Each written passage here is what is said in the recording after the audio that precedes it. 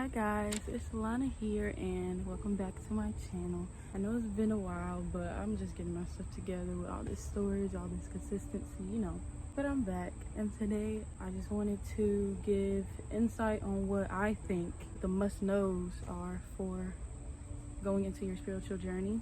I've been on my spiritual journey forever. Even if you don't consider yourself spiritual, we're all spirits. We're all spiritual beings. You just have to tap into that frequency in order to want to know more about yourself and about transforming into your higher self. So that being said, before I get into anything, spirituality is not an aesthetic.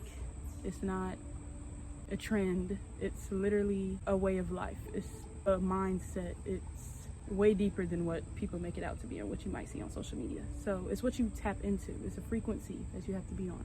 And these are just the things I think are must-knows when it comes to starting your spiritual journey or tapping more into that journey for yourself and wanting better for yourself. I made a list. I already have these things typed up in my notes, but I write it down for when I actually record the videos, so I don't have to keep stopping the video and going back. So first thing I'm gonna say is it all starts with your mind. When it comes to your spiritual journey, you have to know yourself and know your mind. You have to want to know more about yourself. You have to want to do better for yourself. It all starts with the mind. It's all a mental switch. Anything that you don't think you can accomplish, no matter what you're trying to overcome, whether that's insecurities, healing your past traumas, childhood trauma, self-love, anything you were trying to improve about yourself, or even if you think you're in a great headspace and you're just trying to tap into your higher self and become the best version of you that you possibly can, it's all a mental switch. Everything that you need to know is within yourself. Anything that you are doubting yourself about or that you think you can't achieve because of whatever reason, that's fear. Fear is your worst enemy when it comes to your spiritual journey. Fear is your worst enemy in general. It's your worst enemy in life, period. With yourself, with anything. So just getting in the mindset and the headspace that you can do anything that you put your mind to. You are in control of you. You are in control of your mind. You can do anything, literally. Once you have that mindset in every single situation, nothing can stop you. Once you let go of fear, even though we're human, fear is going to cross our path sometimes. It's normal. We're human. We have feelings. We have things that get in the way of our head. Our minds aren't always going to be on a positive standpoint, like negative thoughts are normal. You just have to accept the fact that that's normal, and you have to let yourself feel. Trusting yourself, which is my next must know, which is patience. Patience is key. You have to promise yourself to be patient with yourself. When I first got serious about my self-improvement and my self-transformation with self-love, because this all started for me when it came to self-love. I was a very insecure person, very insecure. Had a lot of physical insecurities about my physical appearance, which affected my mental and my insecurities about my mind and the things that I think about myself over and over. Every single negative thought that you have about yourself is not your own. It's something that you heard from somewhere else, whether that's social media, bullies, people. For me personally, I was bullied. I've had obstacles when it comes to growing up in my childhood. I have trauma. I have trauma when it comes to looking in the mirror, going to school, being at home. Like, I was not always in the best environment. I was not always in a good headspace. I had to get there, and I worked for it, and I'm so glad to be where I am now. But the thing I had to promise myself in the very beginning, before even making the decision to do better for myself, was have patience with myself. Because if you're not patient with yourself, you're going to get in this headspace that, oh my gosh, what am I doing? How come I haven't gotten to the point that I want to get to yet? How come I still think of these terrible thoughts? And that leads to my next must know, which is you have to have destruction in order to have creation. Okay? And I say this a lot on my spiritual page. If you don't follow my spiritual page, it's Ethereal Takes on Instagram. But I say this a lot. You have to have destruction in order to have creation, and you have to have creation in order to have destruction. They need each other. They're both hand in hand. It's yin and yang. You both need the negative and the positive, the light and the dark. You need both of them to achieve anything. So you have to destruct any past thoughts or past negativity about yourself in order to create a new self. You have to get rid of your past bad habits that you are trying to get rid of in order to create new habits that are better for yourself, So it's like you have to be able to detach. And that's another thing. I feel like I want to make a whole separate video about detachment, because that's another thing that will probably come along the way when it comes to your spiritual journey. You will learn how to master detachment like I have. I feel like I almost 100% mastered detachment. You have to know how to detach yourself from your emotions. But before learning how to detach yourself from the emotions, you have to learn how to feel those emotions. You have to let yourself feel those emotions, and that comes with patience. Like I said earlier, if you don't have patience with yourself, you can't even give yourself time to feel the feelings that you have. If you have negative feelings about anything, if there's a specific event that happened where something totally gets you and blows you out of your right state of mind, you have to be able to let yourself know that it is okay to feel. We're human. It's okay to have bad feelings. It's okay to have not so great thoughts about yourself, about a situation. It's okay to be angry. It's okay to be sad. It's okay to cry. Let it out. That's how you flush those emotions out. That's a first step into even healing. You have to let yourself feel it.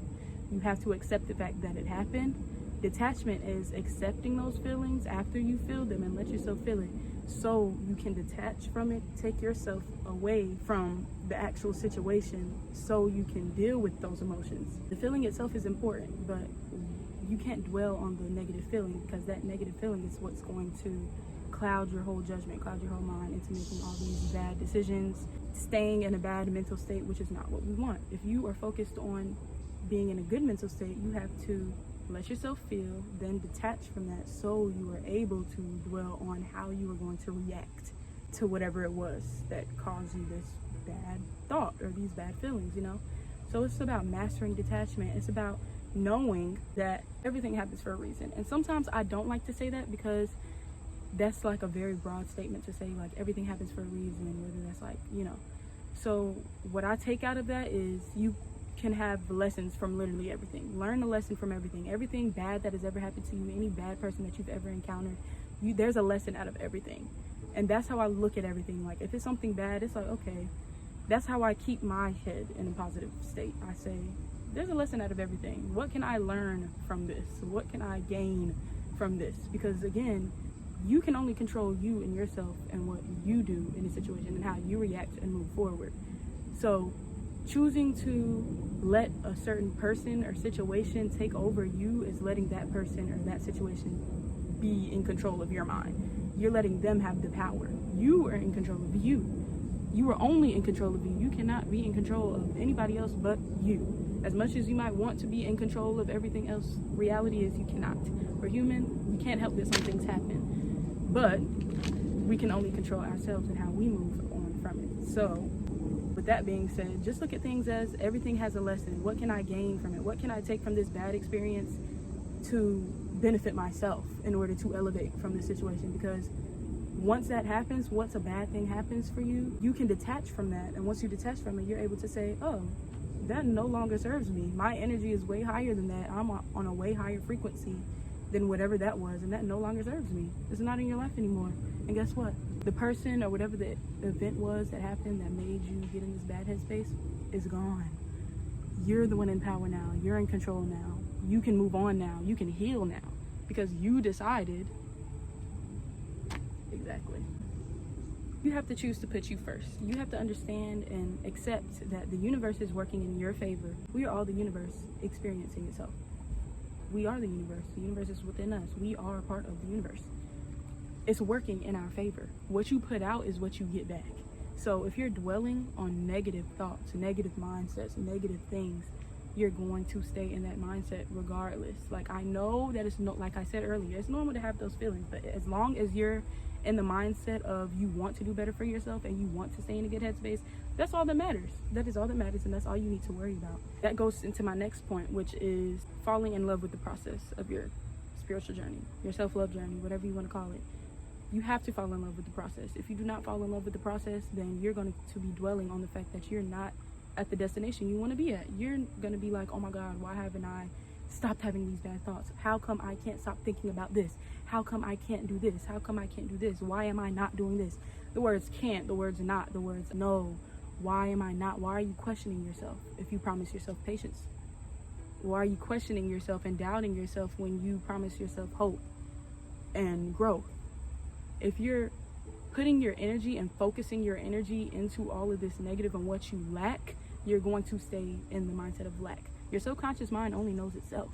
So if you're feeding it lack, I don't have this, I don't have that, why can't I do this, why can't I do that?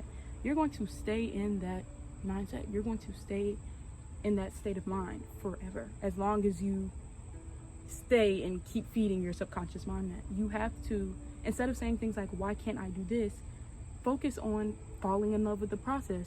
Focus on congratulating yourself when you have little improvements on little things that you consider little are actually big, because any improvement or any movement is wonderful, it's amazing, and you need to pat yourself on the back for that.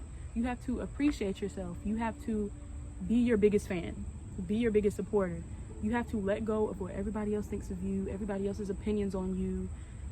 And somebody else might think you're not doing much of any growth, but guess what? Are they you? Do they have any contribution to how you can grow? No, because at the end of the day, no matter what anybody is saying to you, positive or negative, only you can change how you view yourself. So why would anybody else's inside thoughts get to you? Unless you can take somebody else and they're actually genuinely trying to help you spiritually in your growth, don't let that cloud your judgment. Focus on you. You congratulate yourself for any type of improvement you get. That's very important. Take breaks. That's also another important thing you need to do. That also goes with patience. I think this all falls into each other. They all work hand in hand in order to achieve the best you can be, you know? So it's like, people wonder why they try to heal and they can't because they're in the bad environment, or they're always encountering these people that don't have any love for them genuinely. They don't have you in their best interest. Why do you keep encountering these people, whether that's a friendship, a relationship, significant other, or anything? Why do I keep encountering the same type people that always mess me over? Why is that? You might wonder why. You might be the most loving person ever, like me. I have always been the most empathetic, most loving, giving person ever. I love so much, and I never understood why I always was receiving people that gave me the total opposite. When all I do is give, I be the best me I can be for that person. But that was my problem. I was always trying to be the best me for somebody else rather than myself. I was always seeking love in other people before trying to seek it in myself. You have to be able to seek that, find that, and embrace that within yourself, that love for yourself, before you can seek it from anybody else genuinely. It's going to be very rare to find anybody or to have somebody come into your life that has your best interest at heart if you don't have that love for yourself, because the reality is people do not care about you. They only care about themselves. So if you are showing your insecurities and you let that sit with you and you don't love yourself, other people, majority of the time, 9 times out of 10, are going to use your insecurities against you. And as evil as that is, because again, I have been through this. I'm only speaking through my experiences that I've experienced. As evil as that is the reality of it. So, with that being said, why not focus on yourself? You cannot, once you do find that true love within yourself, you can find it wherever else, and you will see that you don't have to do anything. It's so hard for me to find the love of my life. Why can't I find somebody that genuinely loves me? Why can't I have friends that genuinely like me and want to spend time with me and want me to do my best? Because you have never sought it for yourself. But once you do, you'll realize that you don't even have to do anything. You don't have to look for anything. It comes to you. Because once you're on that frequency, the people that start come rolling in are on the same frequency as you. Just like if you're not on this higher frequency where you're one with yourself, you're going to continue to get people that are on the same frequency as you when it comes to yourself. You're going to get people that don't have genuine love for you because you don't have genuine love for you, if that makes sense. The universe is giving you what you are giving you, you know? So it's like whoever is on whatever frequency you're on is the same type of people you're going to attract, regardless of the type of person you think you are. Like, as good as a person that I know I am, and as loving as a person I know that I am, I was only receiving people that thought of me the same way I thought of me. And I wondered why. And now I see, I've come a long way, as I said earlier. Now I see this is not, what do I have to do in order to get, it's not about that. It's what do I need to do for myself. It's about me. Once I have that within myself, that's when the real, genuine energies start flowing. And now, as you can see, I have found the love of my life.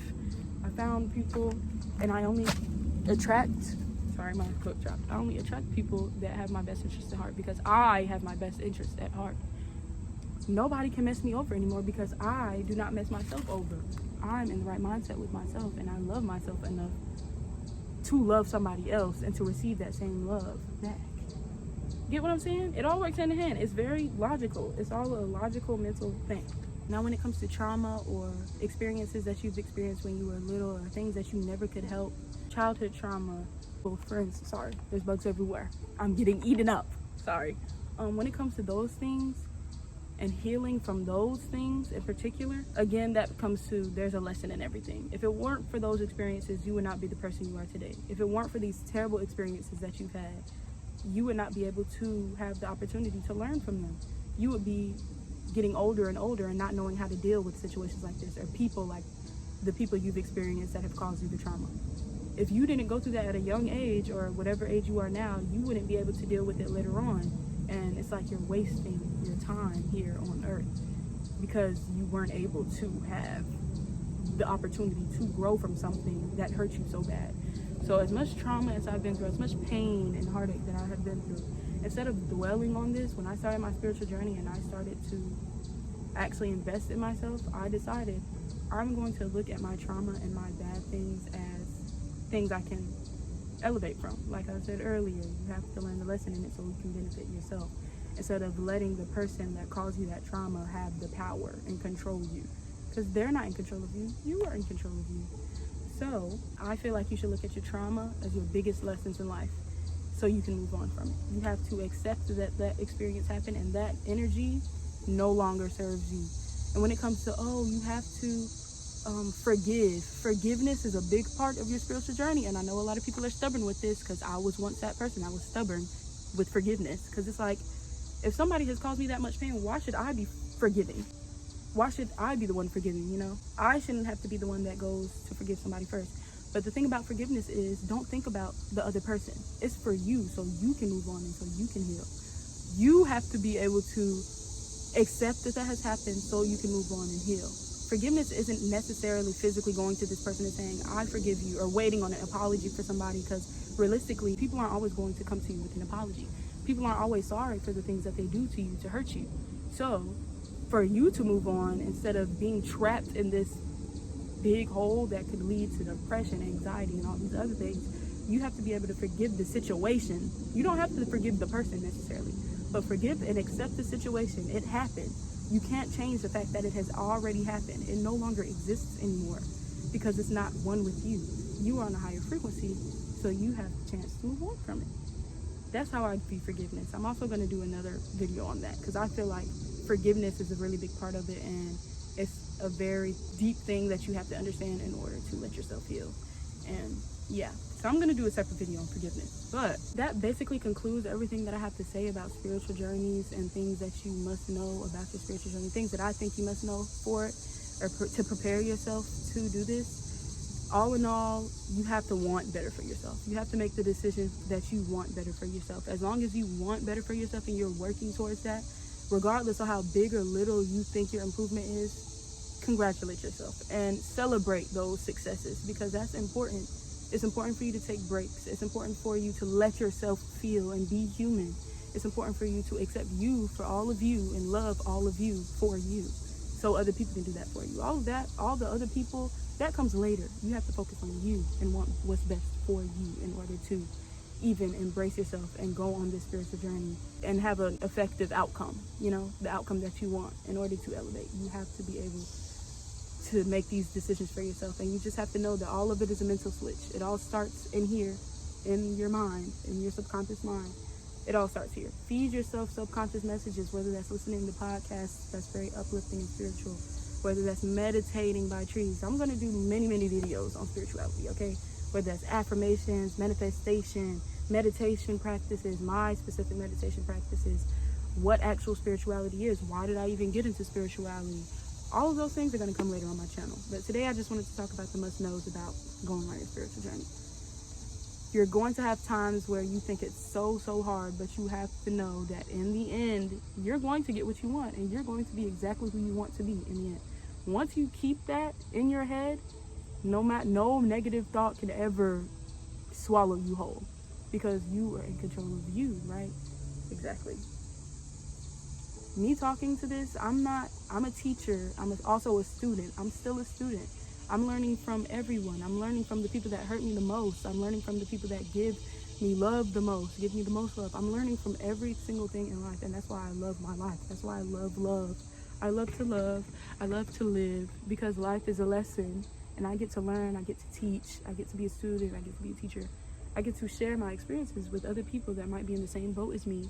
I get to share my experiences with people that might need the help or need to hear words of encouragement or are on a higher level than me that just need the constant reassurance of it. Like, I just want to help in any way possible, and this is my way of doing it. This is like my outlet, and I love that you guys tuned in if you are still watching this video.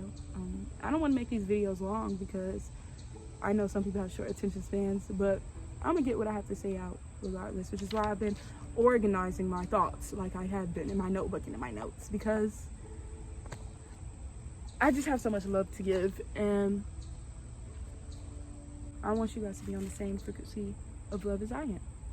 I want to share that with you guys. I want it to be contagious. I want to touch all of you guys' minds.